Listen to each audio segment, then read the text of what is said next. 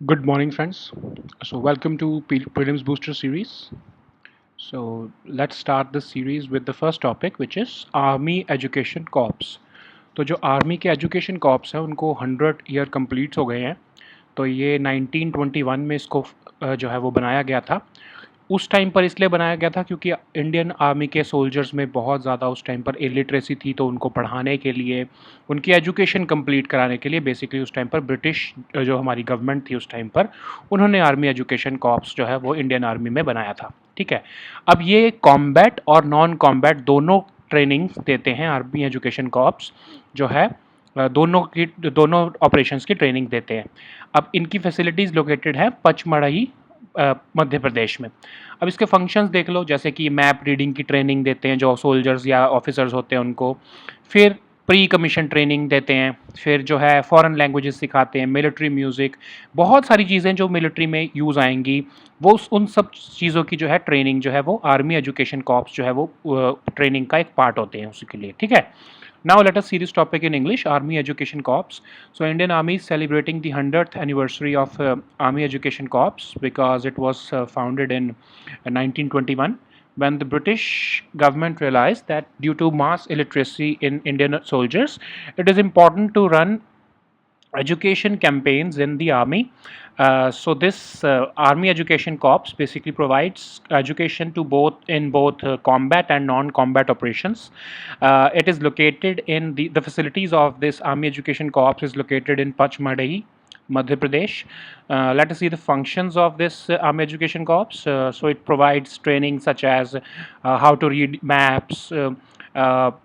Some capabilities are developed in foreign languages, how to basically pre-commission training pre-commission training in the training academies of army, then military music, uh, right to information cases, how to handle them. All these education related things in the army are dealt by this army education corps. So they are celebrating the 100th anniversary of this AEC, so that's why it has been in news.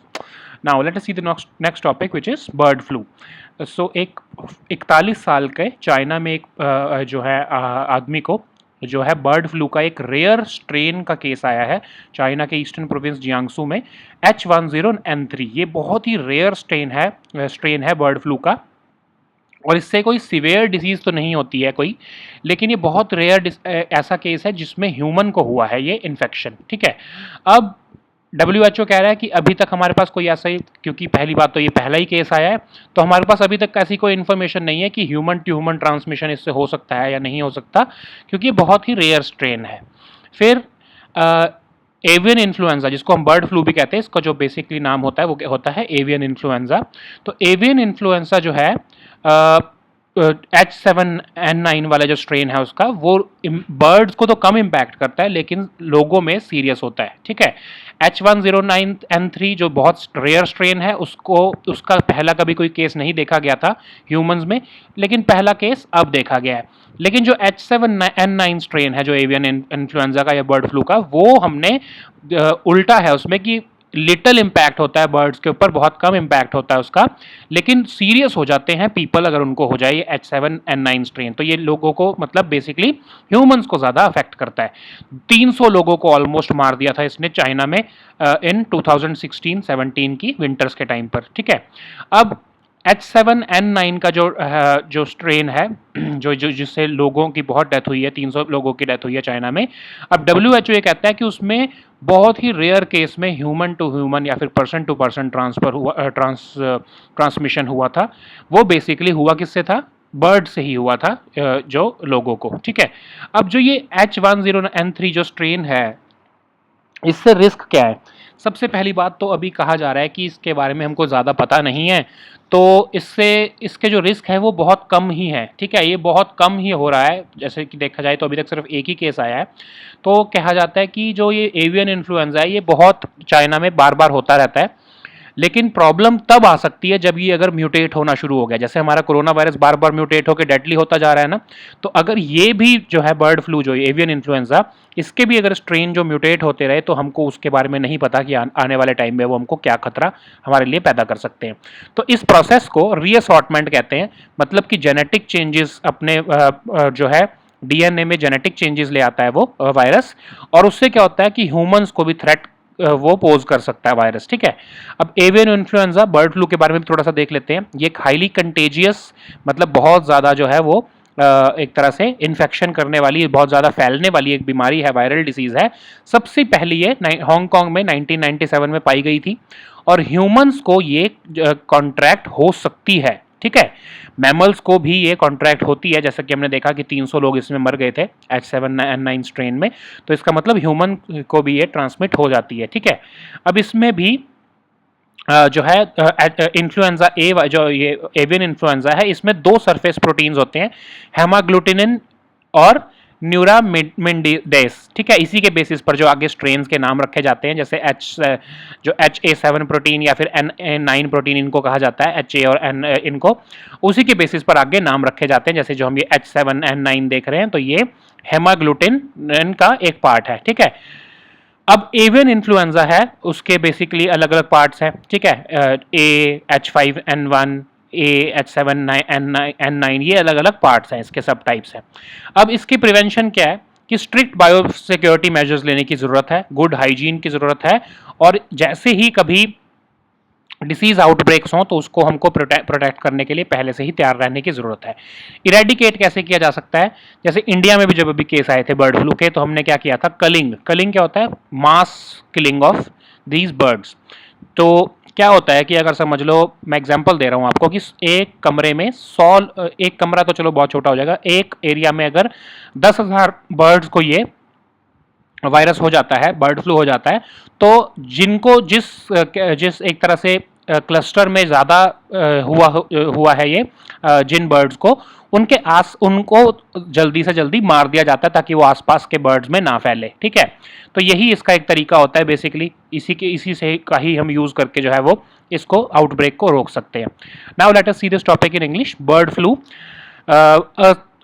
a rare strain of bird flu, that is H1N3. It has been found in a 41-year-old man in China's eastern province of Jiangsu. So it is basically a very rare strain. It is not seen in birds. It is very rare in birds also, and it does not cause any severe disease. Okay, so WHO is also saying that although this strain is very new and we do not know much about it, but there is no indication as of yet to about its human to human transmission. Okay, so we have a little comfort in this, that we do not have any information about human to human transmission yet. Of course, this is just the first case now at this moment, but we have to remain cautious because there was a strain, H7N9 strain of avian influenza, which is also called bird flu. So this H7N9 strain killed almost 300 people in China in 2016-17, while it was having only a minuscule or a little impact on birds. Okay, so generally H7N9 is not transmissible from one person to another. It was being transferred to these 300 people or more than 300 people who all were infected. It was being transferred by the birds to humans. Okay, so there is very rare there were very rare instances where person to person transfer of this H7N9 strain was happening. Okay, so now what are the risks? Currently we are believing that the risks are very low, because in China this bird flu is very common. It happens sporadically, and except this H7N9 strain, this bird flu has not been able to affect our human population much in China also. Okay, but of course there are risks, because these flu viruses, they mutate very rapidly, like we are seeing in coronavirus cases. The virus mutates very rapidly, and it becomes more virulent, more deadlier. And this technique is called reassortment, where the genetic makeup of the virus is changed rapidly, and it becomes threat for our human population. So we also have to keep an eye over this strain, that it does not mutate and it does not uh, become a threat to human life. Okay, so now let us see about something about avian influenza. It is basically a very highly contagious viral disease. It was first reported from Hong Kong in 1997. Humans, of course, like all other mammals, humans may contract this avian influenza. So it is not the fact that this avian influenza is only limited to birds, or basically human. They are not. These This avian influenza will not affect humans, because there has been cases like we have seen in H7N9 strain. There has been cases that humans are also contracting this avian influenza. So influenza A viruses are generally classified in hemagglutinin and neuraminidase, these two subtypes, and this avian influenza is a subtype of this. Avian influenza also has subtypes including A, these H5N1, H7N9, HNN2. So this H7N9 strain was more virulent and more deadlier for humans, like we've seen in the case of China in 2016-17. Okay, so how can we prevent this? Because we can only prevent this using strict biosecurity measures and good hygiene, because we are not yet we do not know much about this virus as of yet.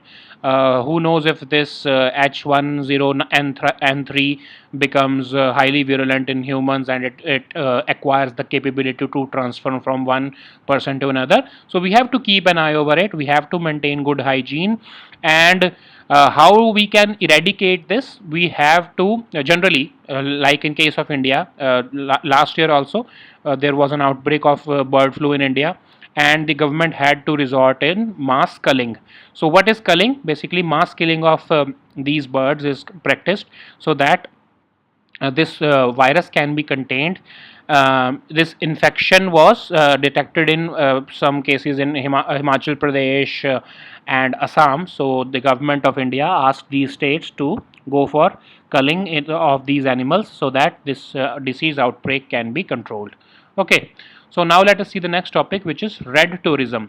तो Chinese communist party जो है अपनी 100th anniversary celebrate कर रही है इस साल, तो वो रेड टूरिज्म को प्रमोट करने की बात कर रही है. रेड टूरिज्म क्या है? बेसिकली जो कम्युनिस्ट पार्टी ऑफ चाइना के जो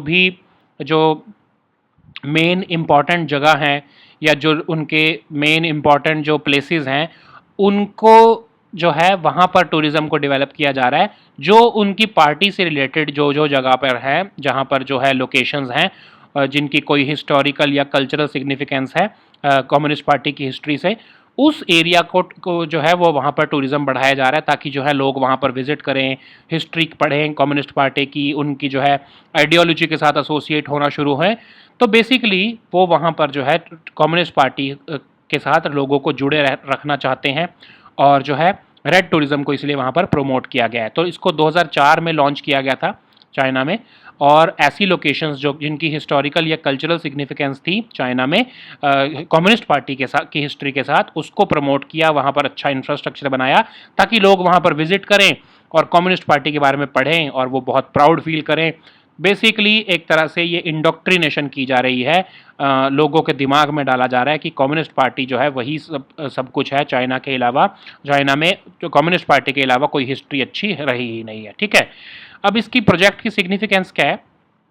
जब से प्रेसिडेंट जी आए हैं तब से उन्होंने ये कहा है कि ये जो रेड टूरिज्म है इसको और ज़्यादा एग्रेसिवली प्रमोट करो, ताकि जो है हम रेड बैप्टिज्म, मतलब लोगों के दिमाग में कम्युनिज्म, चाइनीज कम्युनिस्ट पार्टी का जो है एक तरह से भगवान का रूप दिखा के हम लोगों को कहें कि ये चाइनीज कम्युनिस्ट पार्टी ही तुम्हारा असली भगवान है. ठीक है, अब वो कह रहे हैं कि इसका रेड रिसोर्सेज का मतलब लोगों के एक तरह से जीन्स में डाल दो ये कम्युनिस्ट पार्टी के लिए लॉयल्टी. ठीक है, तो रेड टूरिज्म को इसीलिए प्रमोट किया जा रहा है. ठीक है, now let us see this topic in English.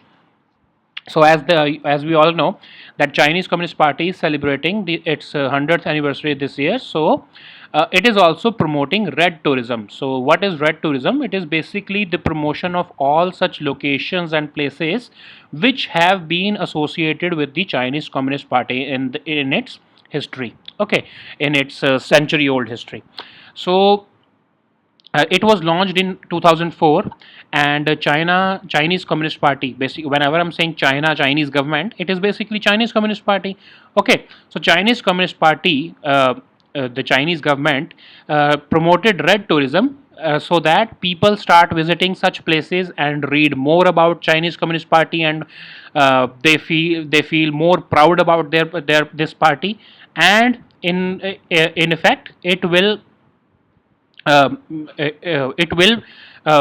impact their psyche, and it will provide more loyalty to the Chinese Communist Party from their own population. Okay, so uh, they want to spread awareness about the history of Chinese Communist Party. So these places, such as this Nanu Lake in East China's Zhejiang, where the first National Congress of Chinese Communist Party was held in 1921. This place is being promoted under this red tourism. Then Mao Zedong's birthplace in Shaoshan, it is also being promoted, so that people start associating with the leaders and places of Chinese Communist Party, so that they remain subservient to their dictates and they remain loyal to their political party forever. Okay, so since President Xi has assumed power, he has he has been promoting this red tourism, so that the government can baptize people with spiritual red baptism. So what is spiritual red baptism? What is this idea? This is basically the idea that people should start believing that the Chinese Communist Party is similar to their god, and they inherit all the genes. So they inherit the genes of some Chinese Communist Party in their psyche, and they start believing this Communist Party beyond questioning. They start unlimited faith to this Communist Party. That's why they are promoting this red tourism, and they want unlimited obedience from the people of China. Okay, so now let us see this topic, Litoria मेरा. सो एक species of frog जो है वो New Guinea जो है Australia के पास, वहाँ पर इसको मिली है. अब इसकी बड़ी स्पेशलिटी क्या है कि ये चॉकलेट कलर का है. ठीक है, ये फ्रॉग तो ये बिल्कुल चॉकलेट की तरह दिखता है. इसका कलर जो है वो बिल्कुल ऐसे ब्राउन चॉकलेट की तरह दिखता है. ये इसका नाम रखा गया लिटोरिया मीरा. तो ये एक लैटिन टर्म है मेरम, जिसका मतलब होता है सरप्राइज्ड और स्ट्रेंज. तो इसका कलर इतना अजीब सा है कि आपको लगेगा कि ये चॉकलेट का बना है फ्रॉग. तो ये बहुत स्ट्रेंज कलर का है, तो इसका नाम इसलिए लिटोरिया मीरा रखा गया है. ठीक है, तो एक ऑस्ट्रेलिया में भी एक लिटोरिया जीनस का एक जो है वो ट्री फ्रॉग्स होते हैं, जो कि ग्रीन कलर के होते हैं. वो भी पेड़ जैसे दिखने वाले होते हैं, तो इसलिए उनको भी हम बहुत जो है वो उनको ट्री फ्रॉग्स कहते हैं. तो उनके जैसे ही ये बॉडी स्ट्रक्चर इनका वैसा होता है, लेकिन ये इनका चॉकलेट कलर के होते हैं फ्रॉग्स. ठीक है, तो लिटोरिया मीरिया के जो है वो कुछ फीचर्स इधर दिए हुए हैं, जैसे कि यूनिक कॉम्बिनेशन ऑफ ये लार्ज साइज के होते हैं, वेबिंग होती है इनके हैंड के ऊपर. ठीक है, मतलब एक तरह से जैसे वो होता है ना कि स्पाइडर का वेब, वैसे जैसे जैसे इनके हाथ होते हैं. फिर ये बहुत छोटे होते हैं, रिलेटिवली शॉर्ट, और इनके जो है रॉबस्ट, मतलब लिम्स क्या होते हैं, हाथ. इनके बहुत छोटे से हाथ होते हैं. ठीक है, और एक वॉयलेट कलर का इनके पैच होता है स्किन का, जो कि इनके आईज की एज के पास होता है. ठीक है, तो ये इनके डिस्टिंग्विशिंग फीचर्स हैं.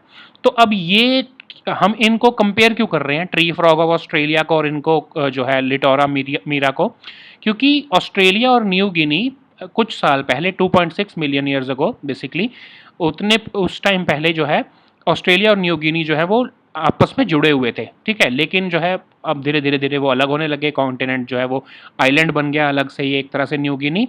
और अब ये जो क्वींसलैंड है वहाँ का नदर्न ऑस्ट्रेलिया में, वहाँ से ये सेपरेट होके नेक्स्ट अलग आइलैंड बन गया. तो इसलिए जो है ये फ्रॉग जो है पहले इसी का हो सकता है कि पहले ये उसी जो ट्री फ्रॉग का ही एक तरह से स्पीशीज हो, और ये अब अलग होकर जब न्यू गिनी पे चले गए हैं तो इसने अब जो ये चॉकलेट कलर की एक तरह से जो है इनका कलर हो गया है। ठीक है, सो अब ये आप बहुत ही अजीब अजीब से ये जो फ्रॉग मिलते हैं या स्पीशीज़ मिलती हैं, यूपीएससी जो है बहुत फॉन्ड होती है इनके लिए, बहुत उनको वो नज़र रखती है और इस पर क्वेश्चंस बना देती है, इसीलिए हम इन स्पीशीज़ को भी पढ़ते हैं। ठीक है, वरना हमको इसको आप कोई बार सोचते होगे कि इनको हम कैसे याद रखेंगे, बट मजबूरी है, आपको याद रखना ही पड़ेगा।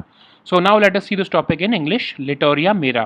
So a special, a very strange, a surprisingly strange species of frog, which looks like a chocolate color, which has a chocolate appearance, a cocoa colored appearance. It has been found in New Guinea. So New Guinea is an island near Australia.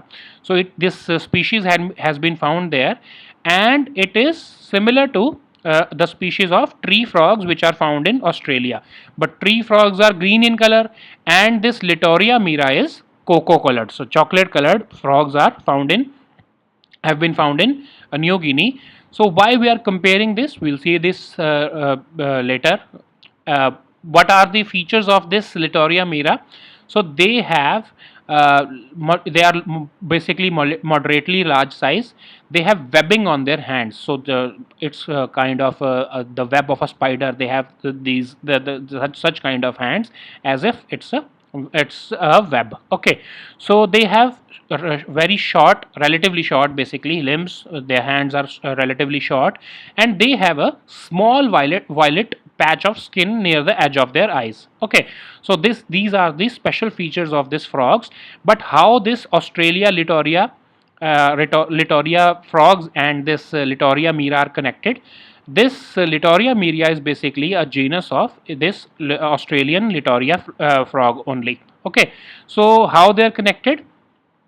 When Australia and New Guinea, they were a part of the same continent 2.6 million years ago. So this species could have been a part of this Litoria genus. Okay, but when this New Guinea separated from this Australian continent, or the land mass basically, so after that it acquired some special color, this cocoa color, this chocolate color.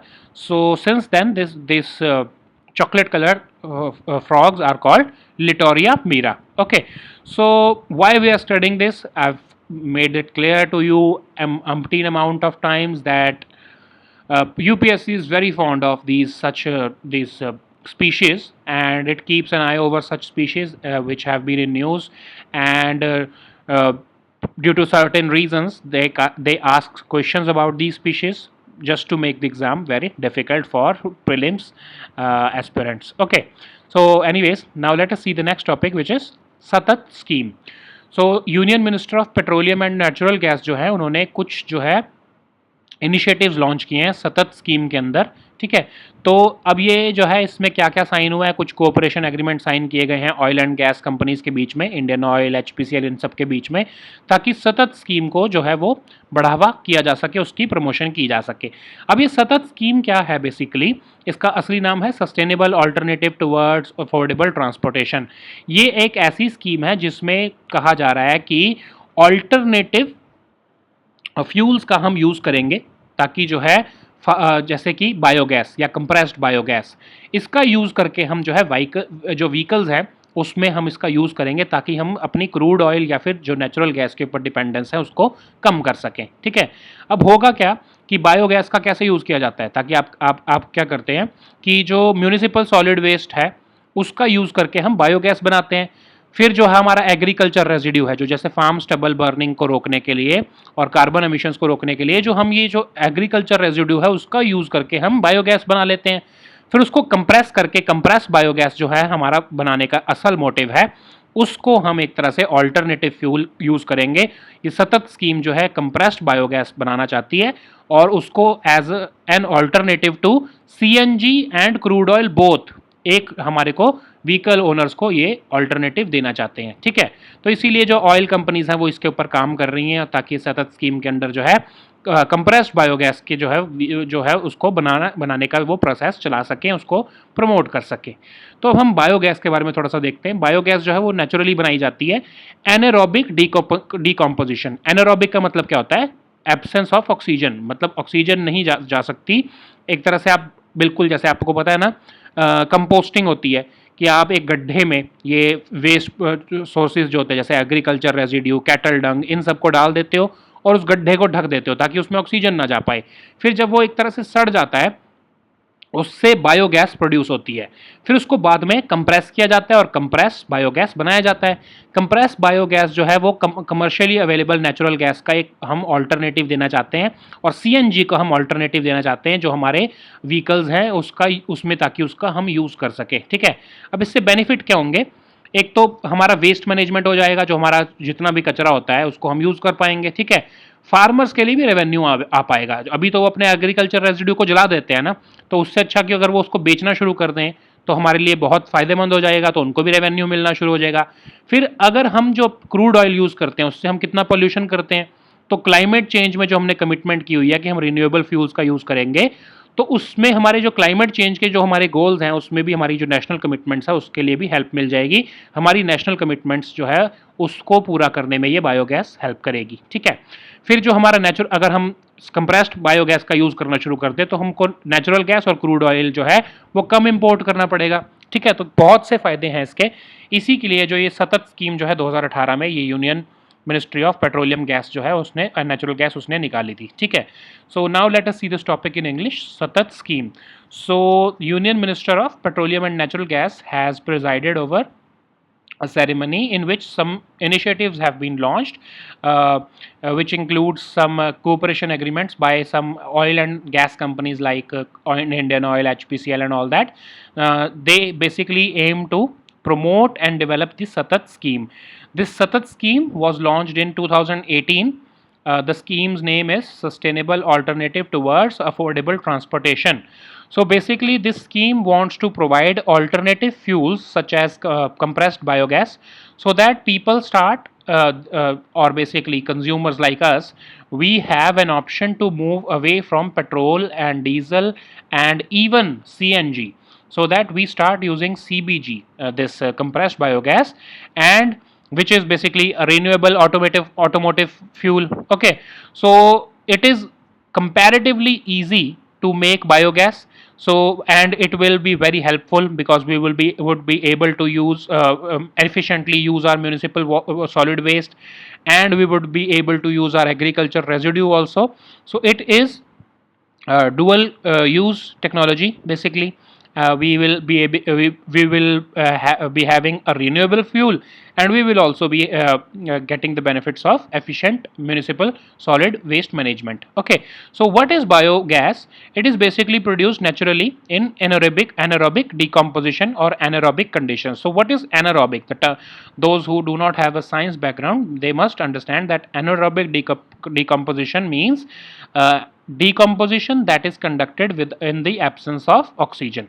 So what you do is, just take the example of composting.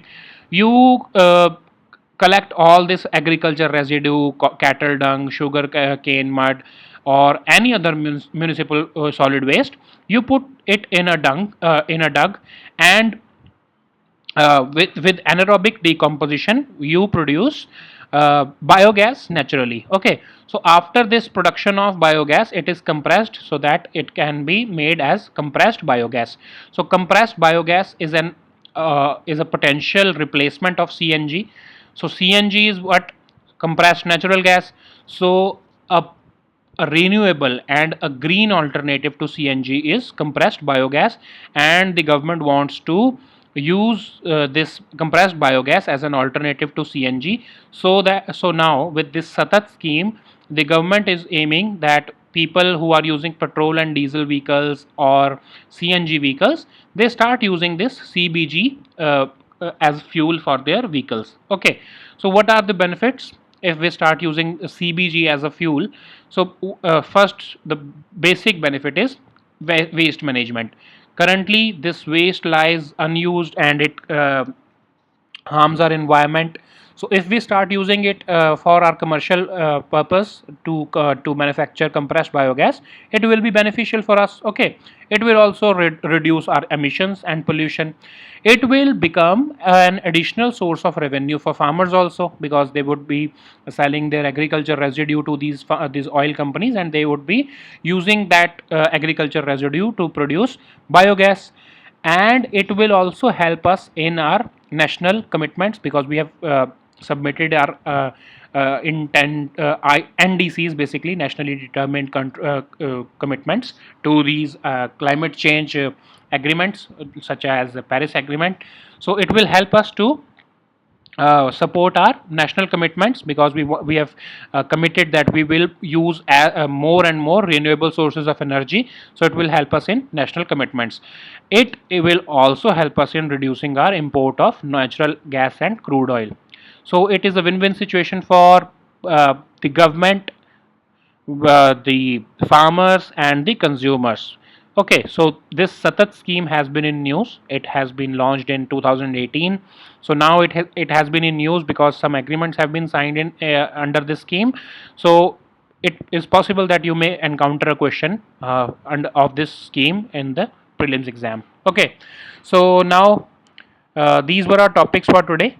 We'll meet next time with new topics. Until then, goodbye and take care.